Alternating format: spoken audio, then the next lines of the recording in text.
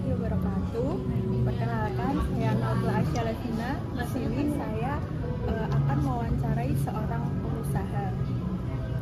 Kalau boleh tahu, namanya siapa, Kak? Nama saya Thomas. Saya berkuliah di Universitas Amikom Yogyakarta dan sekarang ini saya sedang menjalani bisnis saya, yaitu sebuah kafe yang bernama Acton Cafe and Space. Usaha saya ini berjalan di bidang F&B dan sudah berjalan kurang lebihnya selama 2 tahun. Jadi pengusaha kafe. Ya, betul. Kafe. Lalu bagaimana Anda menerapkan prinsip etika kepemimpinan dalam memimpin bisnis Anda? Untuk menerapkan prinsip etika kepemimpinan yang ada di bisnis saya ini, biasanya saya tuh orangnya nggak terlalu otoriter, jadi luwes gitu sih. Terus saya tuh memberikan wewenang untuk karyawan-karyawan saya dan nanti mereka harus bertanggung jawab atas kepercayaan yang saya berikan, kurang lebih seperti itu sih. Jadi saya lebih luwes aja, nggak terlalu otoriter. Selanjutnya, bagaimana cara Anda menangani konflik yang muncul dalam tim ataupun dengan mitra bisnis Anda, dan apa strategi utama yang Anda gunakan dalam manajemen konflik? Untuk mengatasi konflik dari tim, biasanya saya melakukan rapat atau meeting jadi di 1 bulan itu sebanyak 2 kali saya melakukan meeting, yaitu di pertengahan bulan dan di akhir bulan. Nah, untuk manajemen konfliknya sendiri, saya selalu menerima laporan-laporan dari orang-orang saya yang ada di lokasi. Jadi mereka itu melaporkan kinerja karyawan saya setiap harinya. Nah, dan menurut saya ini manajemen konflik yang saya terapkan cukup efektif sih selama ini. Baik, selanjutnya bagaimana proses pengambilan keputusan yang Anda lakukan dalam menghadapi situasi kritis yang berdampak pada kelangsungan bisnis Anda? Untuk pengambilan prosesnya, saya ini biasanya mengambil keputusan dengan cukup hati-hati, dan saya biasanya belajar dari pengalaman-pengalaman yang sudah ada. Jadi menurut saya ini tuh efektif, karena kan kalau kita belajar dari pengalaman, kita tuh udah punya solusinya untuk mengatasi masalah tersebut. Apalagi ini kan berdampak untuk kelangsungan bisnis saya, jadi saya benar-benar harus hati-hati. Jadi belajar dari pengalaman itu penting ya? Ya, betul. Selanjutnya, bagaimana Anda memastikan koordinasi yang efektif dalam organisasi untuk mencapai tujuan bisnis yang telah Anda tetapkan? Untuk memastikan koordinasi, saya seperti yang saya bilang tadi, saya itu selalu mengadakan rapat meeting bulannya.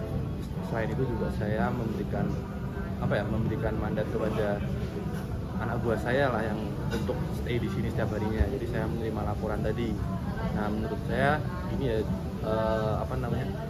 cara ini tuh cukup efektif tadi untuk mencapai tujuan bisnis yang akan datang. Seperti itu sih. Selanjutnya, bentuk laporan pertanggungjawaban apa yang Anda gunakan untuk memantau dan melaporkan kinerja organisasi secara berkala? Untuk laporan pertanggungjawaban, saya itu biasanya akhir bulan itu membuat laporan keuangan di format Excel.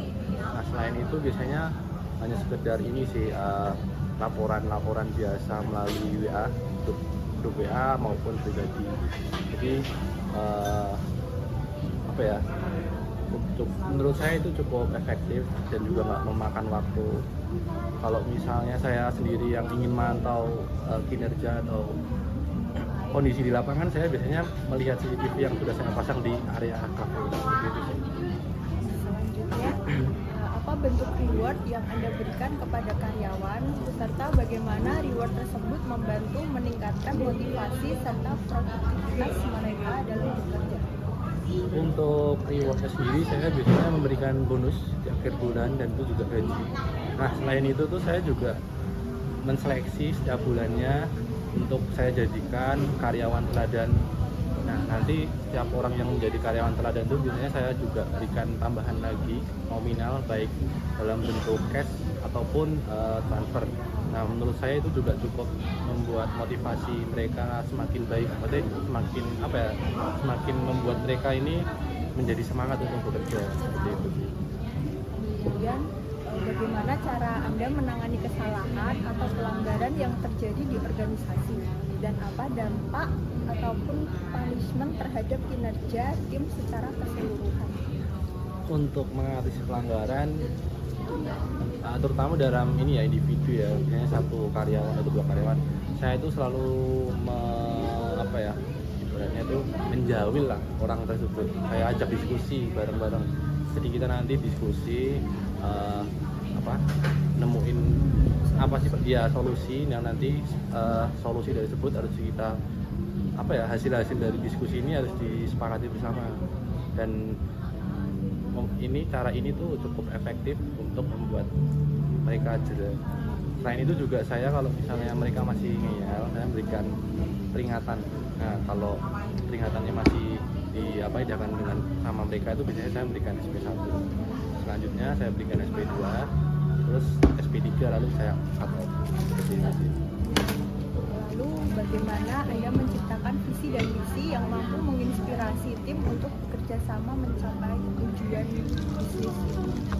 Untuk menciptakan visi dan misi kepada karyawan sendiri, saya selalu menyemangati mereka dalam hal bekerja. Biasanya saya memberikan ini sih, motivasi untuk kalian itu selama bekerja di sini harus bisa kerjasama, kerja yang baik, lalu kalian harus bisa tumbuh di lingkungan ini seperti itu. Jadi nanti ketika mereka keluar dari sini, mereka harus menjadi pribadi yang lebih baik seperti itu.